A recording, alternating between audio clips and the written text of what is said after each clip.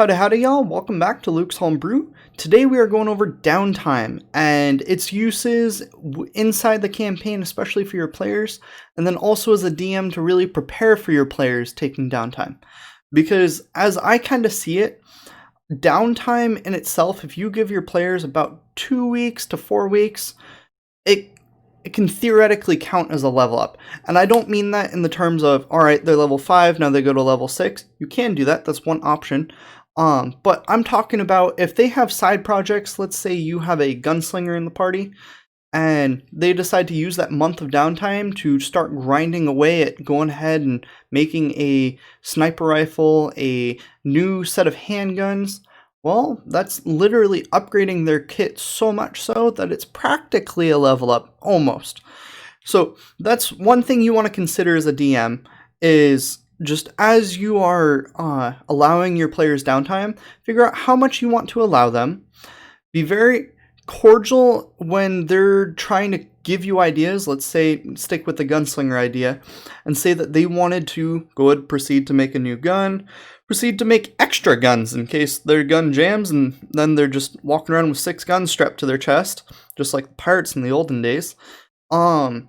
Be aware of what they're planning on doing, and always side on the side of reason. Don't try to avoid being very like straight backed and just say no. Take a deep breath. You gave them the downtime. It was up to you. And if you didn't want them to take the downtime, you could have just said, well, there's no downtime, and prepared some random encounters during that whole period or whatnot. So I always side with the players for the most part, but I give them reasonable dates. So if my player wanted to go ahead and make a sniper rifle, and they have only used like pocket pistols up till this point, well, okay. So it's probably going to take you about 2-3 weeks worth of development. You have the fundamentals of a firearm, but you have to go ahead and design your own stock. You got to craft your own new barrel that's longer, and then proceed to make sure that its firing mechanism works. Go through that whole checklist. Obviously, if you're not a gun nut, you're not really going to know that whole checklist, but it's pretty good to at least have some modicum of knowledge into what it would take to actually manufacture something like that. Or if a player wants to make a magic item, for example, go ahead and look at your magic item creation chart in the Dungeon Master's Guide and look at how long it's going to take them to make that. And that actually is outlined perfectly in the DMG. And then if you want a better outline, the one that I use is actually in Xanathar's Guide. I can't think of the page, but it should pop up on the screen. But that is also a very good chart that I use. So just be very cordial. Let your players do things. You were the one that presented downtime, so respect that. And then your players should also respect that, alright, they have a month to do shit, or whatever time slot that you gave them, and then proceed to just let them do that, but make sure that they're respectful. Obviously, they're not going to create a Hammer of Valhalla and 6 staffs of Archmage in a month. That's just not going to happen. So you do have to be pretty sure-footed, but as long as your players are respectful, it can actually be a really fun and interesting part of a campaign, especially if you're playing a nautical campaign, or maybe like a not like a astral plane, sailing through the astral plane, dipping between planes where there's a lot of downtime in between locations A and B. So, like, for example, my players are actually sailing through the astral plane, now time traveling, and we'll get into that probably in a different video. But they have sometimes a month to 2 months just of downtime between sailing from location A to location B.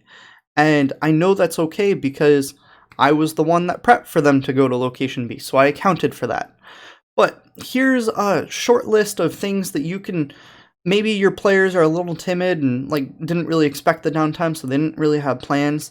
Obviously, the gunslinger's just excited to make new guns, and the wizard and artificer are excited to make new magic items. But say you're not necessarily one of those classes, or perhaps you're just new to D&D and it's very weird to have to now start thinking outside the box to be like, okay, what can my character do? That way I don't feel left out when the gunslinger, wizard, or artificer is doing stuff on their downtime. So on page 127 of the Dungeon Master's Guide, it actually presents a whole array of different downtime activities between building a stronghold, if you want to upgrade your house, perhaps your ship. That's another thing that you could do. You could start a business. You could just start shopping. You could perform sacred rites if you're a cleric or something like that. If you have any form of magical knowledge, it is, in my opinion as a DM, I think if you have spell slots, you should be able to make minor enchantments. Obviously, if you were 15 levels in fighter and then just took 1 level in wizard, you're probably only able to make uncommon magic items. That's where I would put it. But if that's the limit, there's a lot of good uncommon magic items. So if you have spell slots, that's how I'd rule it, is look at that chart in Xanathar's Guide and see if you can make magic items. If you don't, and say you're the barbarian and you are there twiddling your thumbs as the wizard is proceeding to make his 5th staff of Archmagie, okay, let's think of some ideas. Say you're on a nautical campaign, you're the barbarian. Well, you can start upgrading the ship. You can start proceeding to actually maybe fish, gather food supplies for the ship. That way you guys are stocked up. If you are in just a standard campaign where you're pretty much landlocked, what you can do is actually go start training. That's another thing that you can start doing. I believe it's in DMG. I don't know if it's in Downtime or not, but it might be later on. I think in like chapter 8 or 9, where it talks about if you want to, for instance, learn a new language, gain proficiency or expertise in a skill, that requires downtime. That's another downtime activity that your barbarian, for example, could do. So if you were proficient in athletics, but hell, your DM is, he starts calling for acrobatics checks sometimes, and you know you don't have as good acrobatics as you do athletics, well, you can proceed to, in your downtime for a month, start walking on each of the ship masts and on the crossbar that goes across and start working on your acrobatics, start training your dexterity. Perhaps your DM, after a month of you doing that, training day in, day out, they might let you bump your dexterity to a 12 to a 14, because the wizard is getting a magic item, which is close to a level up per se, especially at low levels. Or if the gunslinger is making a new gun, let's say your upper tier levels, level 15, 16, he's starting to make a Browning Gatling gun from the Civil War. Well, if you're the barbarian sitting there watching that and knowing that that's going to be a powerful magic, or not magic item, but that's going to be a powerful item that's really going to change combat, you definitely don't want to feel like you're left behind.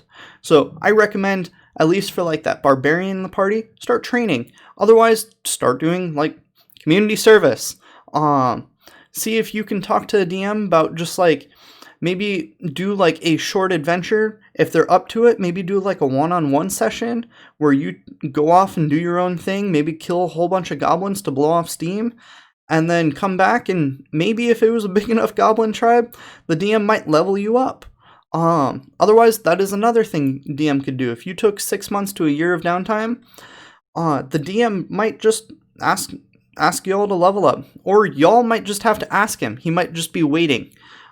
Sometimes I do that. So downtime, I think, is definitely a fundamental part of the campaign. It was definitely something that was lacking in 5th edition compared to previous editions. I haven't really played previous editions, but from what I've gathered with all my research, looking through some of the PDFs and stuff, downtime was a much bigger thing than it is in 5th edition, and it's kind of unfortunate. It's kind of been slightly phased out. So I highly, highly recommend to any DM that's out there, use some downtime. I think probably in a campaign that's completely landlocked and obviously you're not sailing or doing anything, you should probably have once every 5 sessions or so, give them like a week of downtime. It's nothing too crazy. Excuse me. The wizard isn't going to be able to create a legendary magic item in a week, but it'll allow them to recoup, gather things, maybe start building a fortress, start building a base, go purchase that ship that they always wanted to get. Or if it seems like they've you got a party full of fighters and one wizard and no cleric or paladin. Well, maybe what they can do is proceed to hire a low-level cleric to just heal them. And you can just NPC that cleric. Just don't even prepare any combat spells. Literally just have that cleric be like the guy that wasn't really liked by the monastery or chapel. And the chapel was like, oh yeah, go help the adventurers, kind of knowing that he was going to die, but like not, because they didn't want to be against the religion. And then it's up to your party to keep them alive, because that's their lifeline. And that could be a very interesting dynamic in future combat sessions.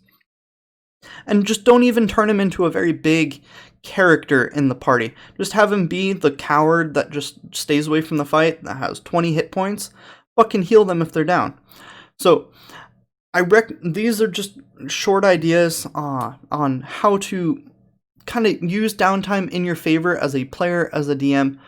I hope it's been helpful. There's plenty more tips, and I highly recommend check out the DMG. Even if you're a player, try and check it out. It is in Chapter 6, titled Between Adventures. It's really worth a read, especially if you're a Dungeon Master, and it really makes your players feel as if they got a little bit of breathing room in between dungeons, in between epic quest lines. But that's all I have for you. It's a short and sweet episode. If you did enjoy, please hit that like button down below. I really, really appreciate it. It helps grow the channel. Otherwise, have a good one.